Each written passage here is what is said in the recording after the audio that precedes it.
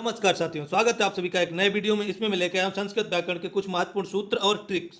तो देखते हैं क्या क्या है वो। सबसे पहला खंड है प्रत्याहार है महेश्वर सूत्र। महेश्वर सूत्र को देख लेते हैं।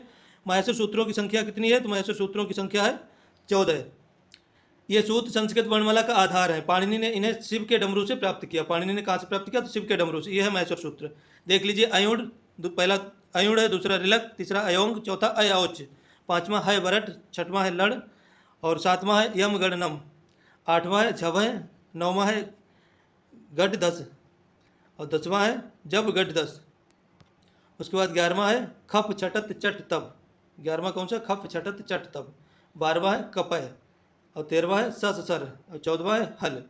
इत संज्ञा क्या होती है? तो प्रत्येक सूत्र का अंतिम वर्ण होता है इत संज्ञक होता है। इसको काउंट नहीं किया जाता है, जिसका प्रयोग प्रत्याहार बनाने में किया जाता है। प्रत्याहार कैसे बनाते हैं? तो आदि रत्तेन संहिता, पहला इसमें वर्ण आएगा और इत संज्ञक वर्ण आएगा। यदि वर्ण और इत संज्ञक वर्ण मिलकर प्रत्याहार बनाते हैं तो आदि वर्ण मतलब पहला वर्ण और इत संज्ञक वर्ण मिलकर प्रत्याहार बनाते हैं। ट्रिक जैसे अच, अच के अंतर्गत सभी स्वर आते हैं। अच, अच में अयुण वाला पहला जो सूत्र है उसका आ, अयुण जो होता है उसका आ, उसके बाद अयोच, अयोच का चा, ये अच प्रत्याहार हो गया। इसके अंतर्गत सारे स्वर आ गए। फिर से देख लेते हैं, बैक वाले में आपको समझ आ जाएगा।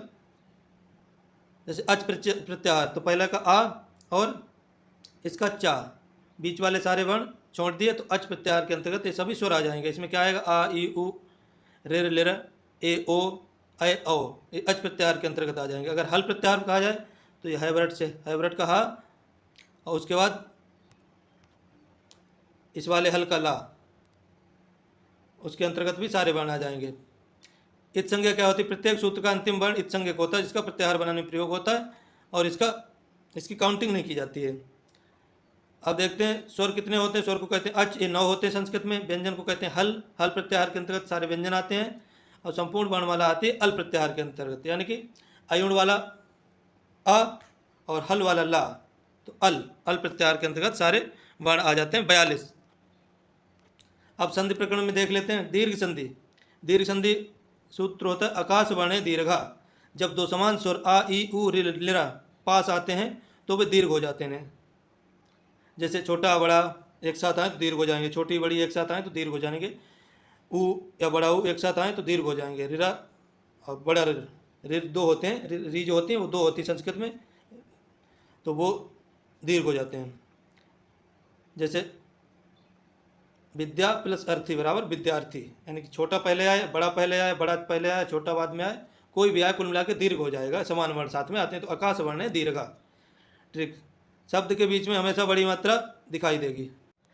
अब देखते हैं गुण संधि। आद गुणा, इसका सूत्र होता है आद गुणा। आ तथा आ के बाद ई उ रिर लिर आने पर क्रमशः ए ओ अर हो जाता है और अल हो जाता है।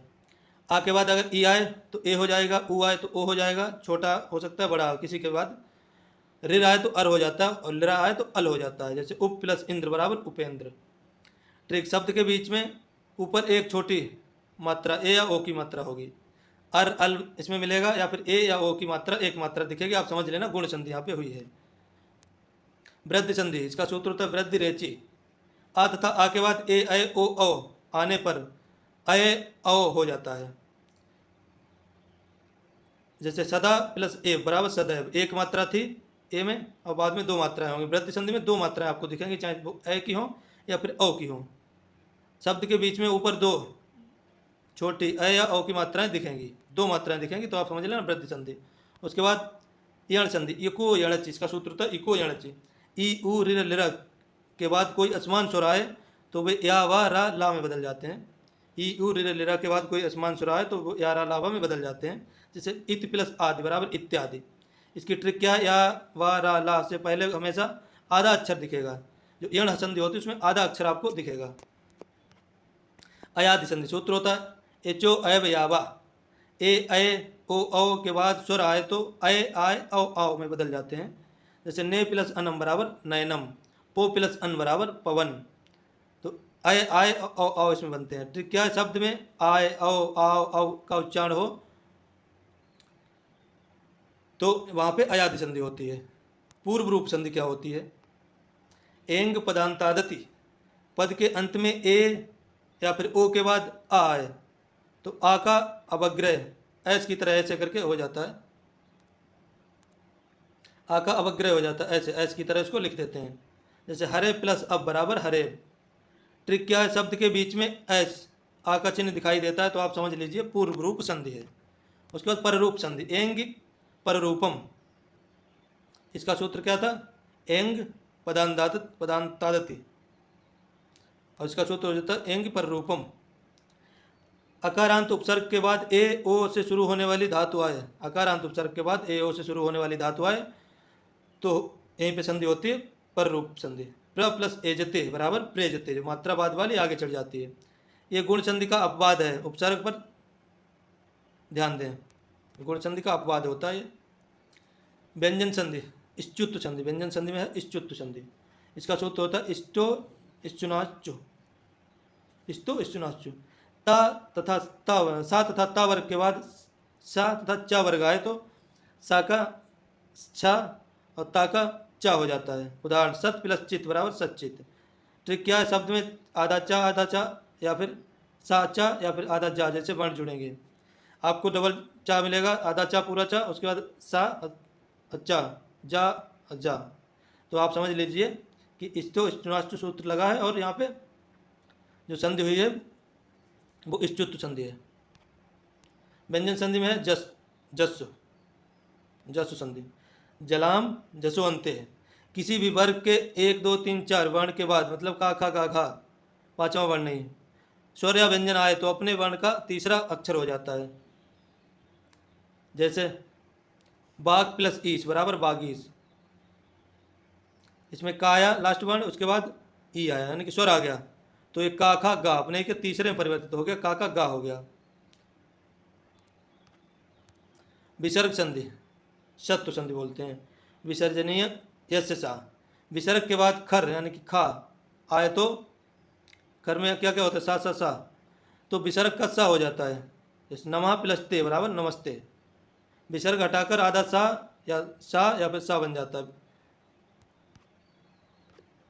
अब देखते हैं समास के बारे में। पूर्व पद प्रधानो अव्ययी भावा, अगर पूर्व पद प्रधान है तो अव्ययी भाव समास होता है, जिसका पहला पद अव्यय हो या उपसर्ग हो। उदाहरण उपगंगम यानी गंगा के समीप। ट्रिक, शब्द की शुरुआत उपसर्ग यथा प्रति उप अनु निर से होगी। तत्पुरुष समास, उत्तर पद प्रधानम तत्पुरुषा, अगर बाद का पद प्रधान है तो तत्पुरुष समास है, जिसका दूसरा पद प्रधान हो तत्पुरुष होता है। उदाहरण जैसे राजपुरुषा, राजा का पुरुष। विग्रह करने पर कारक चिन्ह का की के निकलते हैं तत्पुरुष में। कर्मधारय समास, विशेषण विशेष बहुलतम, विशेषण विशेष बहुलम, इसमें विशेषण विशेष से होता है। एक पद विशेषण दूसरा पद विशेष से होता है। उदाहरण के सर्पा काला सर्प, पहला पद विशेषता बताएगा, दूसरा पद विशेषण होगा, विशेष से होगा। अगला दिगु समासा, संख्या पूर्वी दिगु, पहला पद संख्या वाची होता है।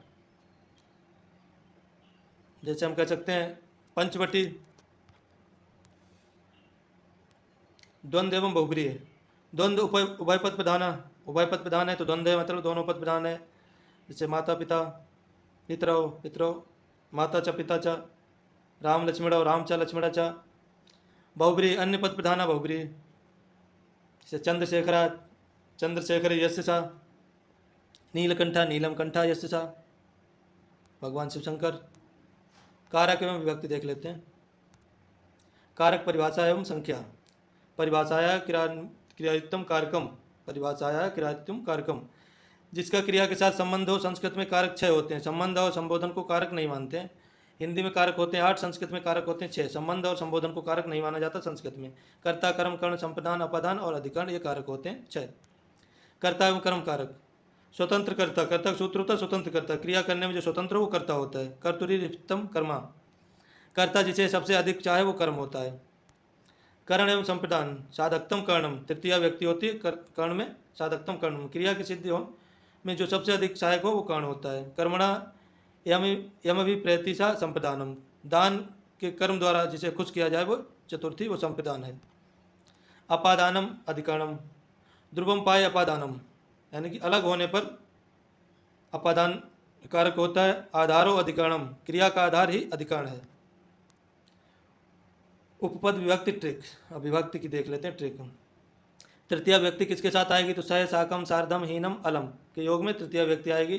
चतुर्थी व्यक्ति नमा षष्ठी स्वाहा अलम वसट योगाच और सुधा के योग में चतुर्थी व्यक्ति आएगी। पंचमी बिना ऋते भी डर भीतरार्थानाम भय हेतु पंचमी व्यक्ति आएगी। द्वितीय में अविता परिता समया निकषा हा प्रतियोगे अपि, इसमें द्वितीय व्यक्ति का प्रयोग होगा। उपसर्ग देख लेते हैं। कृत प्रत्यय पहचान ट्रिक। कृत प्रत्यय कैसे पहचानेंगे? कत्वा, इसमें त्वा लगेगा। कत्वा प्रत्यय में ले प्रत्यय में जुड़ेगा या, तुमुन प्रत्यय में जुड़ेगा तुम, और कत प्रत्यय में जुड़ेगा ता। जैसे कत्वा जुड़ा तो पठित्वा, या तो ले प्रत्यय जुड़ा तो आदाय, तुम प्रत्यय जुड़ा तो पठितुम, ता प्रत्यय जुड़ा तो गता। उपसर्ग परिचय। उपसर्ग क्रिया योगे संस्कृत में कुल 22 उपसर्ग होते हैं। ये कौन से होते हैं? प्रा परा अप सम अनु अब निस निर दुस दुर वि आंग नि अधि अपि अति सु उत अभि प्रति परि उप, ये 22 प्रत्यय हैं संस्कृत में। उच्चारण स्थान महाट्रिक्स। उच्चारण स्थान की ट्रिक है अकुह विसर्जनीय नाम कंठा। आ का वर्ग हा और विसर्ग का उच्चारण स्थान कंठ होता है। इचु यशा नाम तालु, ई चा वर्ग या शरीफा वाला सा, इनका उच्चारण स्थान होता है तालु। ऋटुर सा नाम मूर्धा, ऋ टा वर्ग या और सा, रा और सा मूर्धा से बोले जाते हैं। लिर्तुर सा नाम दंता, लिर ता वर्ग और ला और सीटी वाला सा, इनका उच्चारण स्थान होता है दंत। ऋटुर सा नाम मूर्धा, ऋ टा वर्ग सा, इनका उच्चारण स्थान होता है मूर्धा।